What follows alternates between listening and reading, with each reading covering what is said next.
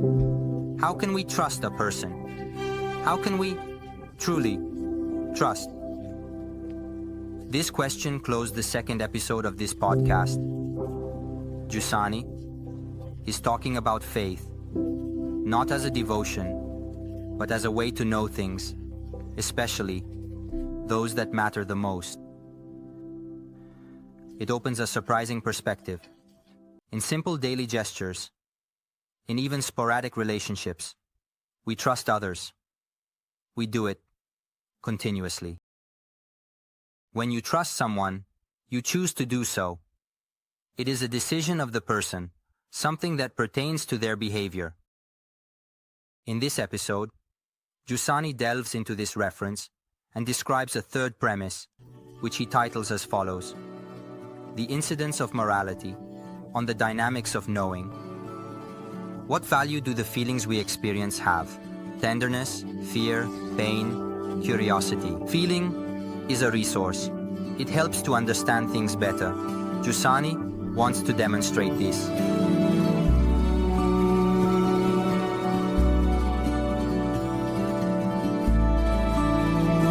This podcast collects the university lectures given by Luigi Giussani between 1978 and 1985 for the first time in his own voice. It is called The Religious Sense.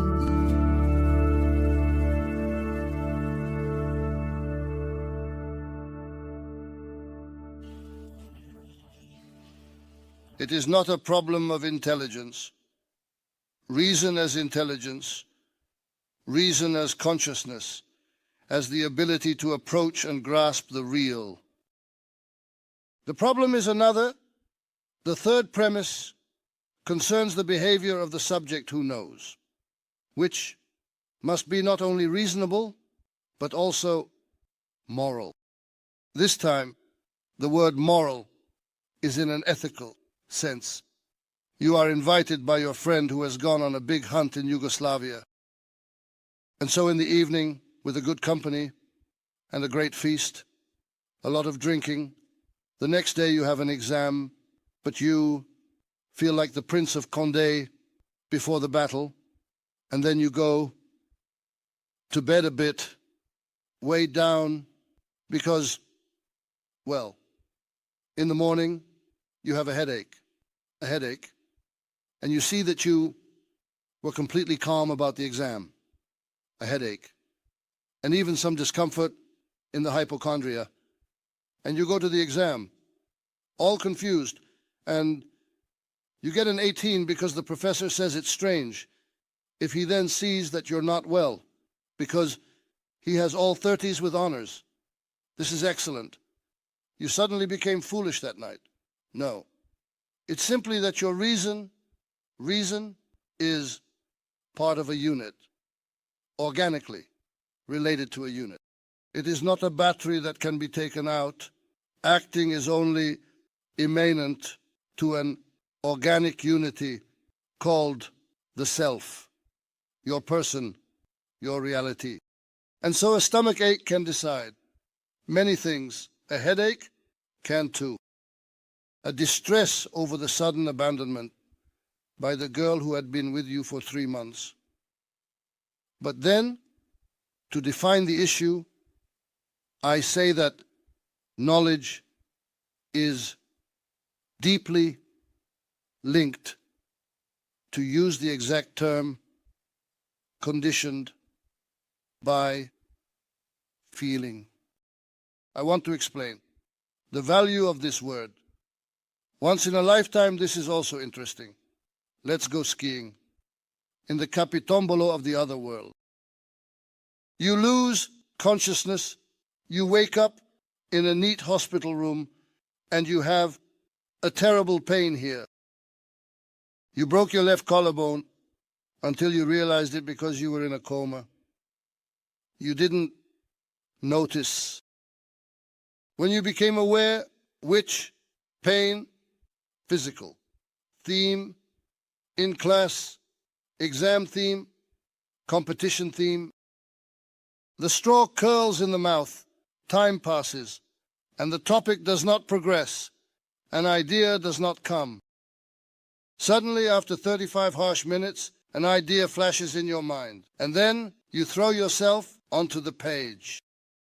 Each of us knows the emotion that comes from the movement, from the motion that occurs within the precordial area when something of this kind is born.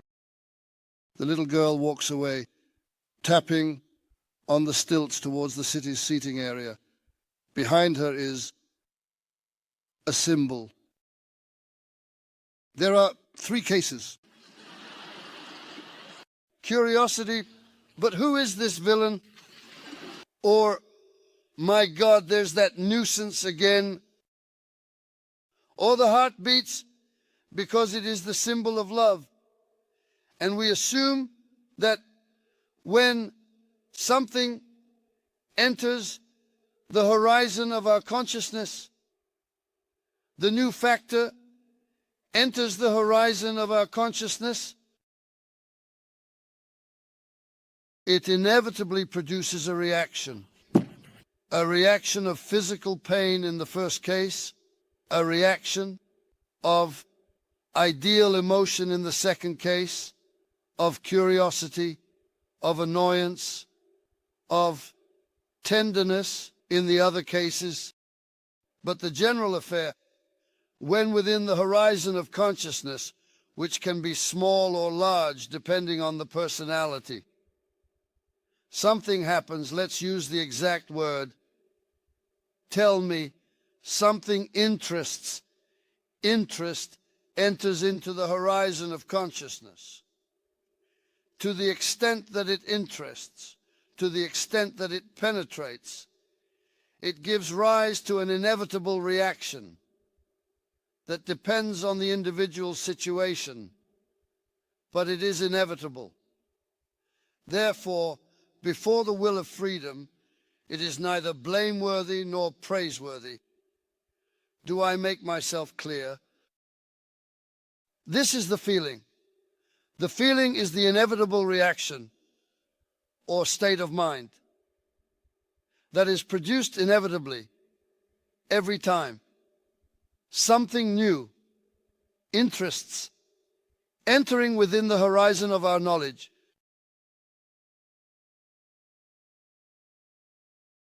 But we have said, guys, that reason is organically linked to the totality of the I. Therefore, it is also organically linked to the state of mind, that is, to feeling. So here is what happens, abstractly speaking.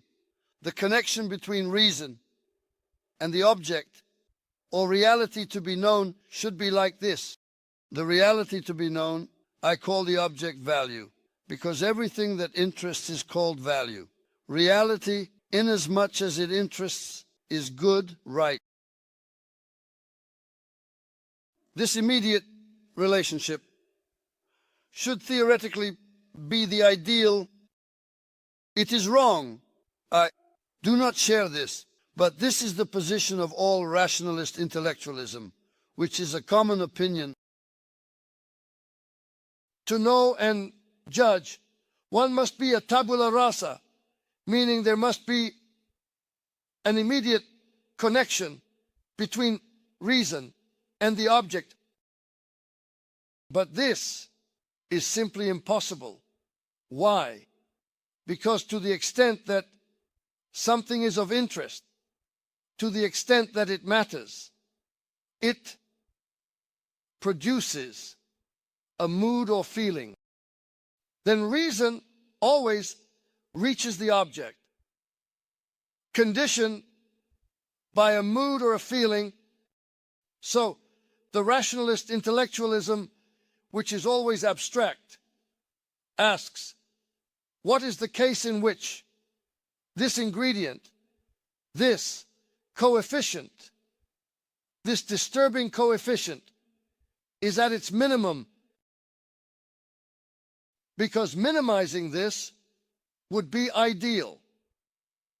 The fields are mathematics and the sciences. Therefore, only in mathematics and the sciences can man, reason, achieve objective knowledge. What are, conversely, the areas where the value is so interesting? They are the affective field, the political field of coexistence, and the field of religious destiny.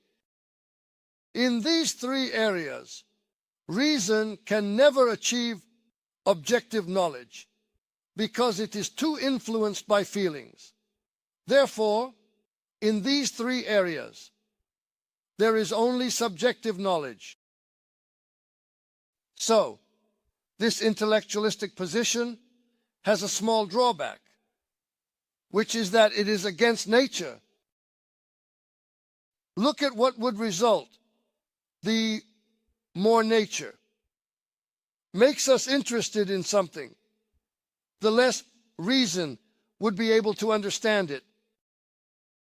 Because the more a thing interests us, the more it would condition reason through feeling. Now, it could be that way too.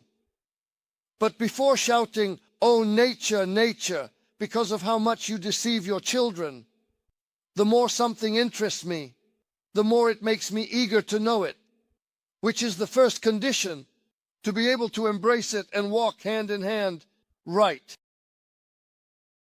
Before saying this, I understand that someone in a serious moment of crisis might write this way in a poem, but to present this as a principle of the epistemology of knowledge seems a bit serious to me, at least before examining whether there are other solutions.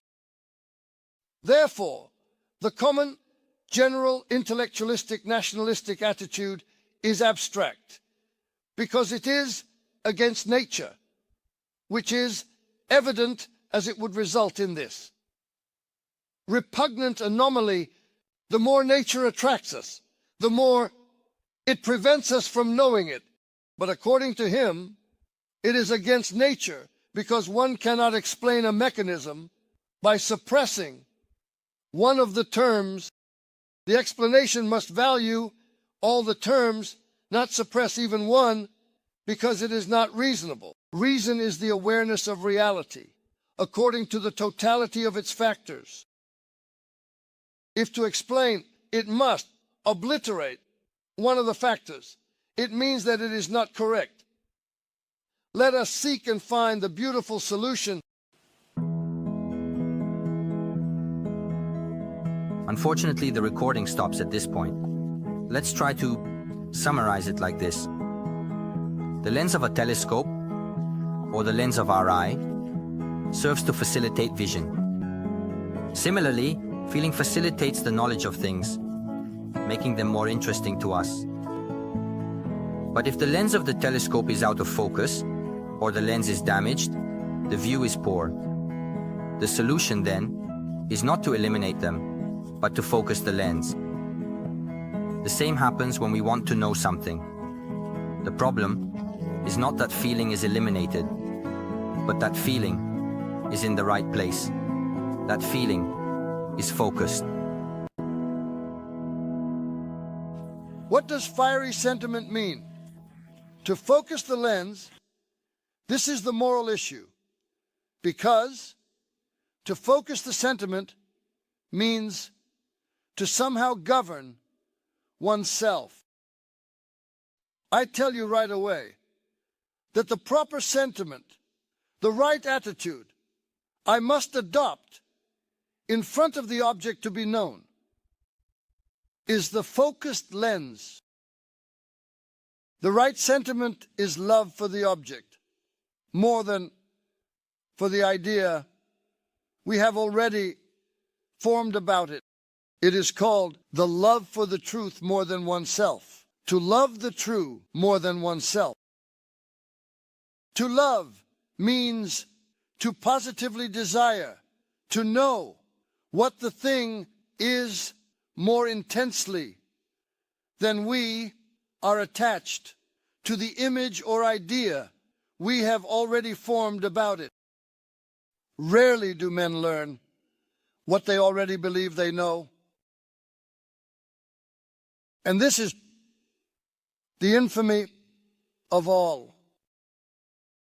It is precisely in the type of problem concerning the object that is by its nature the most important, for life the most interesting, namely destiny, the object that pertains to destiny, the religious object. To love the truth more than oneself means to desire to know what the thing truly is more intensely than we are attached to the image or idea we have already formed about it. Guys, and to do this, a capacity for detachment from oneself is necessary. This is clear, guys, because if I need to know something, I have to pay attention to it. Attention means to lean towards. In order to strive for something, I must be drawn to it. Otherwise, I am not inclined towards it. What attracts me to the thing must be its truth. In this sense, I say that knowledge, the phenomenon of knowledge, requires a morality that can be translated into this slogan: love for the truth more than for oneself, love for the truth of the object more than the attachment to the judgments one has already formed about it. Truly, the gospel has another word, because, guys, projecting oneself onto an object detached from the idea we already have about it, this detachment is called poverty. It is the poor in spirit, the poverty of spirit, the one who, in the face of the truth, has nothing to defend. The poor person is one who, in the face of the truth, has nothing to fear, nothing to defend, and nothing to lose. So let us wish, my friends, to be capable of this morality, or rather, let us wish, my friends, to be such companions and friends that we help each other in this not entirely easy purity. This concludes the recording of the lesson from 85. There remains a final clarification on the theme of preconceived notions, which Giussani addresses in a passage from 78. The historical moment, that between the 70s and 80s, is marked by a heated confrontation between those who hold different positions on politics, society, and life in general. Personal beliefs often become a source of division. Giussani understands that his students are also affected by this atmosphere and seeks a way out.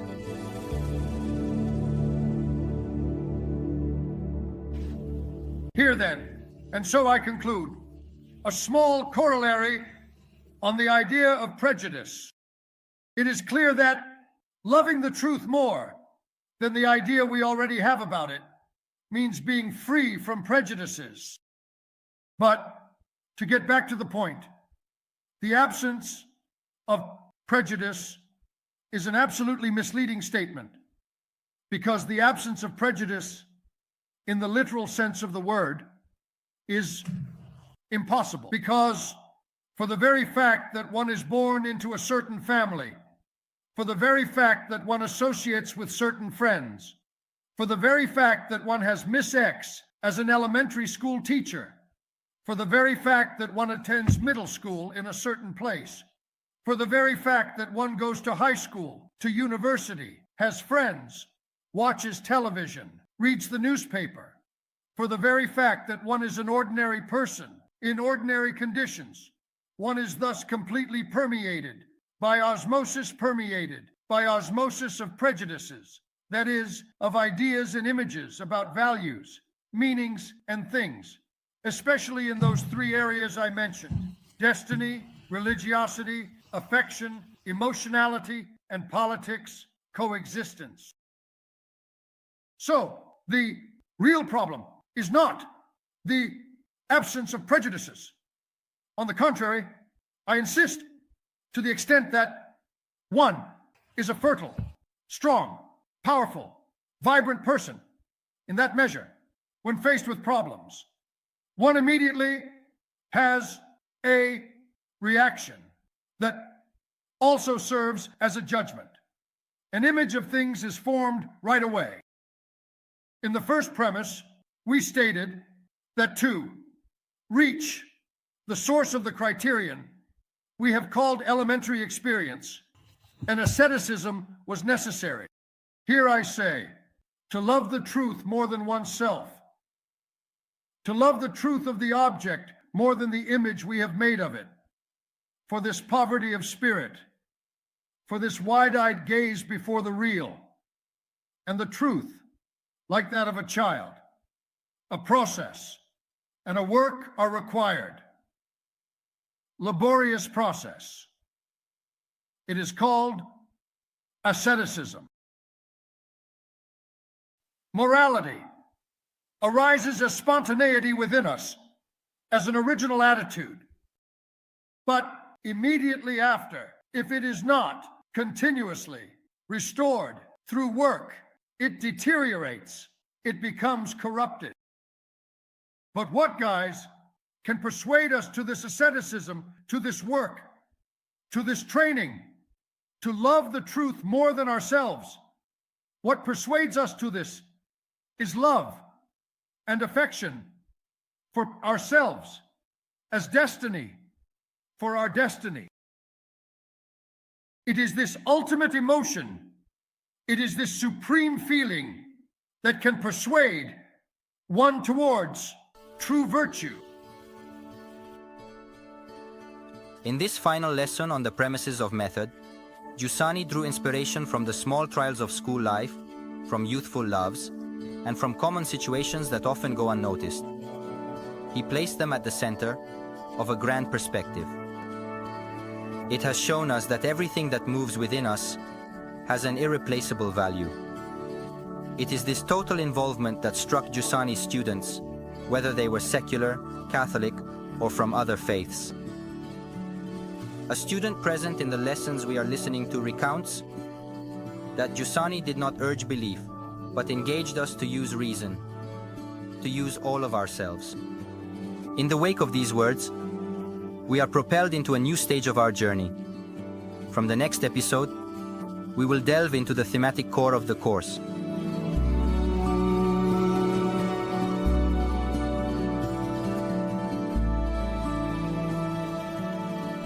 The Religious Sense is a podcast by the Fraternity of Communion and Liberation, curated by Roberto Fontolan and Michel Borghi.